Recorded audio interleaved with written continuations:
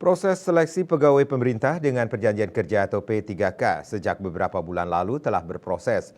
Hingga kini akan memasuki seleksi kompetensi. Di Denpasar, sebanyak 2.469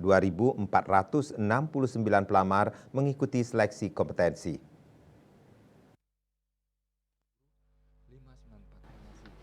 Sebanyak 2.350 pelamar mengikuti tes di Bali dan sebanyak 119 pelamar mengikuti tes di luar Bali. Jadwalnya, tes di Bali akan dilakukan pada 23 hingga 25 November 2023. Sementara untuk di luar Bali akan mengikuti tes sesuai dengan jadwal di masing-masing wilayah. Kepala BKPSDM Kota Denpasar Wayan Sudiana, Senin 20 November mengatakan, peserta yang mengikuti tes di luar Bali berdasarkan tempat domisili mereka. Ditambahkannya pelamar untuk P3K di Denpasar terbuka untuk seluruh Indonesia, sehingga mereka memilih lokasi tes sesuai dengan daerah domisili mereka. Untuk peserta yang tes di Bali terbagi dalam 3 hari, yakni hari pertama 900 pelamar, hari kedua 600 pelamar, dan hari ketiga 850 pelamar.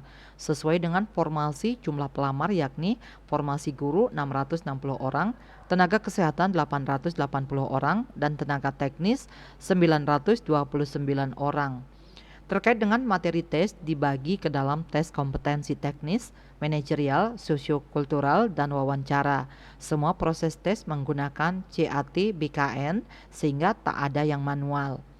Nantinya untuk pelamar umum akan menggunakan nilai passing grade atau ambang batas yang ditentukan oleh Menpan RB. Sementara untuk pelamar khusus akan menggunakan urutan ranking hasil tes.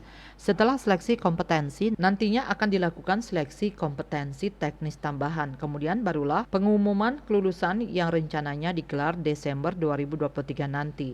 Pelamar ini akan memperebutkan sebanyak 1.299 formasi. Adapun formasi P3K Kota Denpasar yakni tenaga kesehatan sebanyak 600 formasi, tenaga teknis sebanyak 105 formasi, dan tenaga guru sebanyak 594 formasi. Asmara Putra, Bali Post melaporkan.